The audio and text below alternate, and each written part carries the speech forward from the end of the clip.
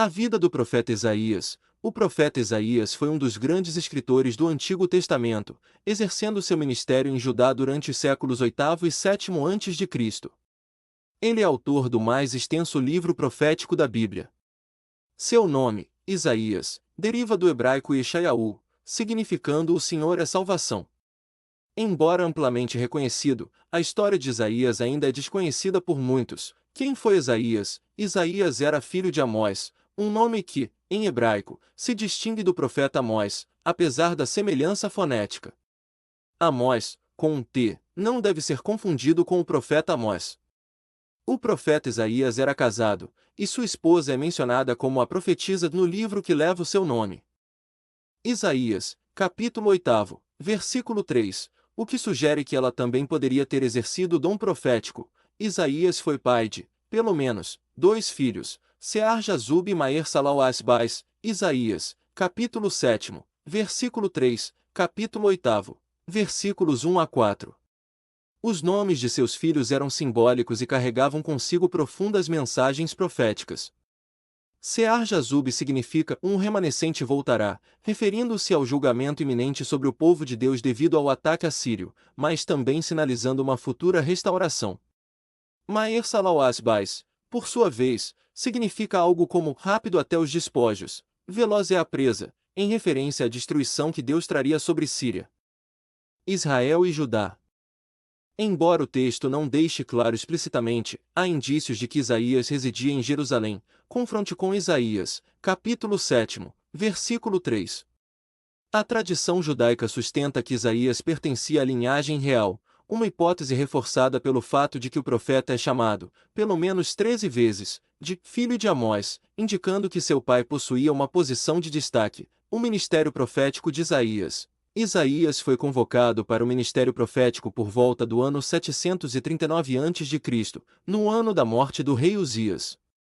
O relato bíblico não especifica se, antes disso, Isaías já exercia atividades públicas como profeta. O período exato de seu ministério é incerto, tanto em sua forma oral quanto escrita, mas há quem estime que tenha durado cerca de 60 anos. A chamada de Isaías, a convocação de Isaías está entre os relatos mais grandiosos das Escrituras. O profeta teve uma visão do trono de Deus, na qual viu serafins proclamando a santidade divina. Diante de tamanha glória, Isaías reconheceu sua própria pecaminosidade, declarando: "Ai de mim, pois sou homem de lábios impuros". Isaías, capítulo 6, versículo 5. Contudo, um dos serafins tocou os lábios de Isaías com uma brasa viva, purificando-o. Em seguida, Isaías ouviu a voz do Senhor: "A quem enviarei? E quem há de ir por nós?" Ao que Isaías prontamente respondeu: "Eis-me aqui. Envia-me a mim". Isaías, capítulo 6, versículo 8. Essa experiência encontra eco na convocação posterior do profeta Ezequiel. Ezequiel, capítulos 1, 2 e 3. O ministério de Isaías. No primeiro capítulo de seu livro, é mencionado que Isaías teve visões durante os reinados de Uzias, Jotão, Acais e Ezequias, reis de Judá. Ele foi contemporâneo do profeta Miqueias. Confronte com Isaías, capítulo 1, versículo 1, Miqueias, capítulo 1, versículo 1. A semelhança entre Isaías, capítulo 2, versículos 2 a 4, e Miqueias, capítulo 4, versículos 1 a 3, indica que ambos profetas provavelmente conheciam as mensagens um do outro. Isaías sucedeu os ministérios de Amós e Oséias, embora Oséias tenha sido seu contemporâneo por algum tempo.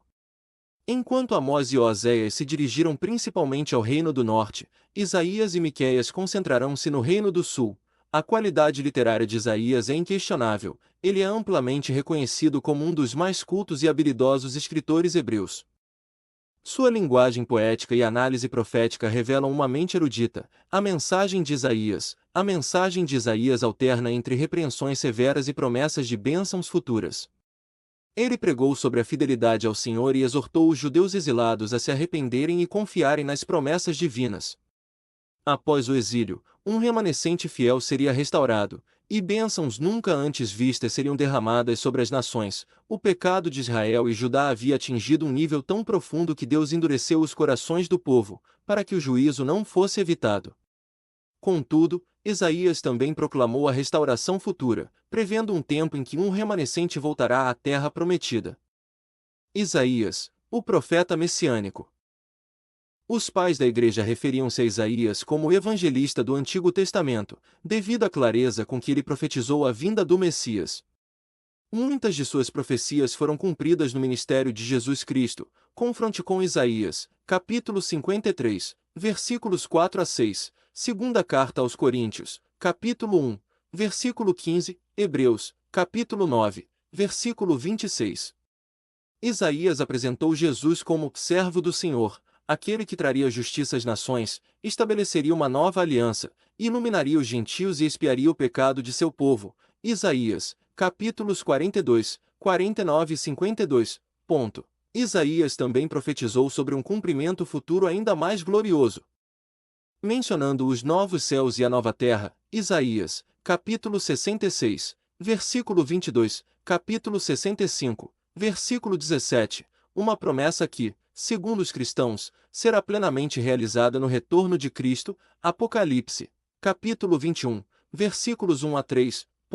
A morte de Isaías. Embora o final da vida de Isaías permaneça envolto em mistério, acredita-se que ele tenha vivido até pelo menos o ano 681 a.C., quando registrou a morte de Senaqueribe. Isaías, capítulo 37, versículo 38.